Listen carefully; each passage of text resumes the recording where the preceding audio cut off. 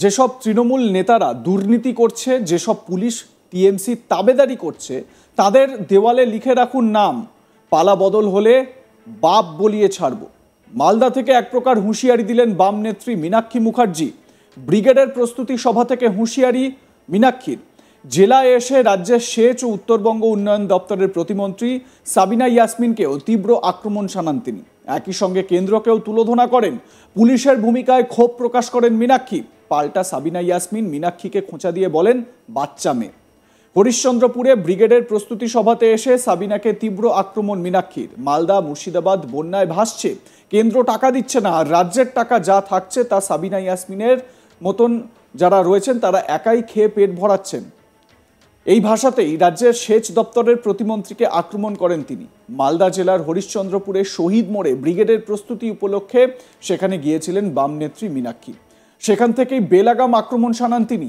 চাকরি বাতিল থেকে শুরু করে দুর্নীতি ইস্যু, পুলিশের ভূমিকা, ওষুধের মূল্যবৃদ্ধি, ওয়াকফ ইস্যু নিয়ে রাজ্য এবং কেন্দ্রকে তুলোধনা করেন।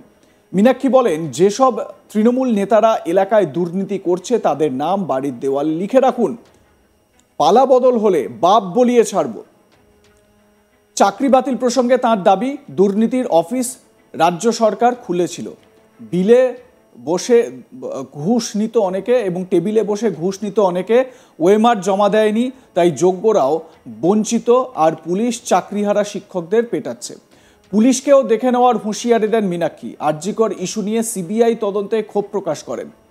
মীনাক্ষী মুখার্জি কি বলেছেন শোনাবো।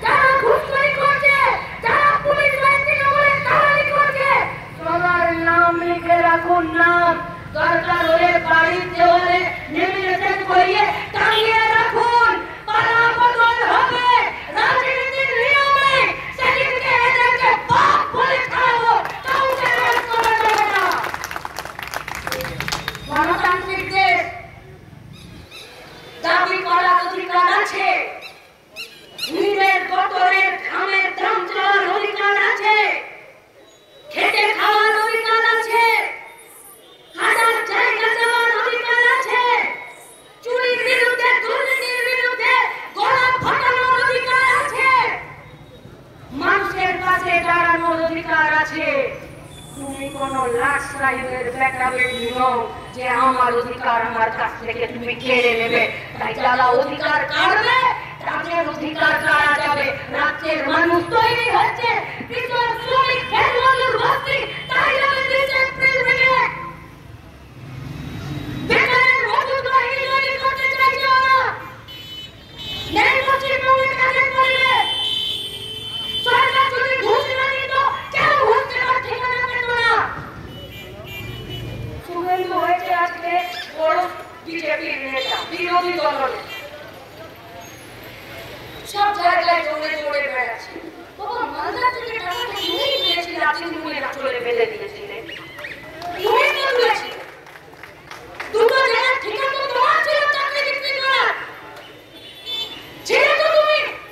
এই সবগুলোর সাথে জড়িত বিধায়ক মন্ত্রী অস্বীকার করতে পারবে?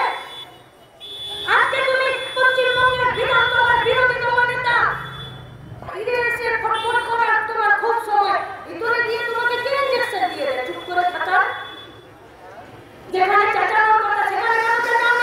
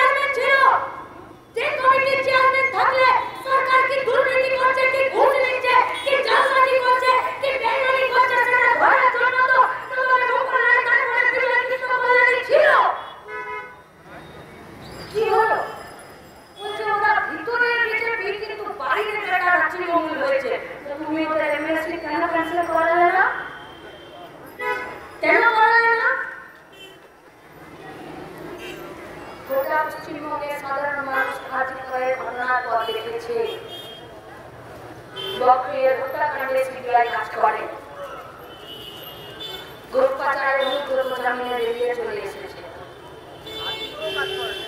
রেশন দোকানে রেশনের চাল চুরিতে জ্যোতিপ্রিয়দেরও বোধহয় জামিন হয়ে গেছে। শুধুমাত্র পার্থটা এখনো জেলে আছেন, সাইজ করতে পারে। বাকি যতগুলো চাকরি চুরি, গরু চুরি, পদ দুই, খুন, ধর্ষণ সবকটা সিবিআই ইনভেস্টিগেশনের ফাইল ছিল। সিবিআই কে? দিল্লিতে কে বসে আছে? বিজেপির পার্টি, মোদি, অমিত শাহ, সুকান্ত। কেন ফাইলগুলো মাঝপথে টেবিলের তলায় ধুলো খাচ্ছে? কেন? কেউ নেই পুছে না সওয়াল কই? কেন গোটা রাজ্যে বেকার ছেলে মেয়েদেরকে, কৃষকদেরকে, শ্রমিকদেরকে মরতে রাস্তায় ফেলে দিচ্ছে? কার কাছে যাবো? অন্যদিকে মীনাক্ষীর মন্তব্য নিয়ে কটাক্ষ মন্ত্রী সাবিনা ইয়াসমিনের। তিনি বলেন বাচ্চা মেয়ে কোথায় কি বলতে হয় তা জানে না, তাই বলে দিচ্ছে। শোনাবো মন্ত্রী সাবিনা ইয়াসমিনের বক্তব্য। যে দল 34 বছর বাংলাকে শেষ করে দিয়ে গেছে, সেই দলের আজকে নেতা নেত্রীরা ঘোলা মাছে মাছ ধরতে নেমেছে, নিজেদের সাধু শ্রেষ্ঠ নরোত্তম প্রমাণ করতে চাইছে। বাচ্চা মেয়ে কখন কি বলতে হয় উনি সেটা জানেন না, কিভাবে হয় কাজ সেটাও উনি জানেন না। আর এখন সিপিএম, কংগ্রেস, বিজেপি তো ভাই ভাই, ক্ষমতা থাকলে বিজেপিকে অ্যাটাক করুক, বিজেপির সঙ্গে দোস্তি, আর এখানে বাংলায় তৃণমূলকে অ্যাটাক, এটা বাংলার মানুষ কোনো মতেই মেনে নেবেন। ডিওয়াইএফআই নেত্রী মীনাক্ষী মুখার্জিকে বিভিন্ন সময় কিন্তু এইরকমই রণংদেহী মেজাজের দেখা যায়, লক্ষ্য করা যায়। এবং তার যে বলার যে ভাষা বা যে স্টাইল, সেই স্টাইলে কিন্তু স্বাভাবিকভাবেই একটা এই ক্ষিপ্রতা লক্ষ্য করা যায়। তো স্বাভাবিকভাবে এই জায়গা থেকেই রাজ্যের একাধিক ইস্যু নিয়ে এবং চাকরি হারা থেকে শুরু করে, চাকরিহারা শিক্ষক শিক্ষিকাদের পাশে থাকা থেকে শুরু করে রাজ্য সরকার কিভাবে দুর্নীতি করেছে সেই সমস্ত বিষয় তিনি উত্থাপন করেন এবং এতে করে রাজ্য প্রশাসনকে তিনি নিশানা করেন। একই সঙ্গে মীনাক্ষী মুখার্জি তার বক্তব্যে এটা বলতে চেয়েছেন যে রাজ্য সরকারের মন্ত্রী সাবিনা ইয়াসমিন তিনি দুর্নীতির সঙ্গে যুক্ত, তিনি টাকা খান। এ বিষয়ে আপনাদের মতামত কি জানাতে ভুলবেন না। দেখতে থাকুন আজ তাক বাংলা, সাবস্ক্রাইব করুন আমাদের ইউটিউব চ্যানেলটি, বেল আইকন প্রেস করুন নোটিফিকেশন পেতে।